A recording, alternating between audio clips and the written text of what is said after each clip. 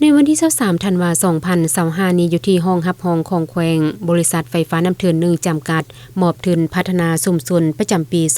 2025มูลค่า$1 ล้านสหรัฐในปี2025นี้เพื่อนำไปใช้ในการพัฒนาด้านเศรษฐกิจสังคมทุนพัฒนาชุมชนดังกล่าวจะถูกนำไปดำเนินการในด้านต่างๆเช่นการพัฒนาโครงสร้างพื้นฐานการศึกษาสาธารณสุขการสร้างอาชีพการลดพรความทุกข์ยากและการยกระดับคุณภาพชีวิตของประชาชนในท้องถิ่นเป็นเกียรติมอบเงินในครั้งนี้โดยเมนทานบุญยังเพ็งสุวรรณที่ปรึกษาฝ่ายพัวพัน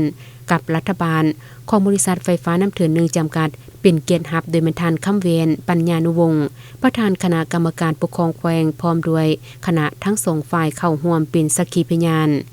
เป็นการสะท้อนให้เห็นถึงการปฏิบัตินโยบายของรัฐในด้านการดึงดูดการลงทุนควบคู่การพัฒนาสังคมพร้อมทางแสดงให้เห็นถึงความรับผิดชอบต่อสังคมของวิสาหกิจในการมีส่วนร่วมพัฒนาประเทศอย่างต่อเนื่องและยืนยง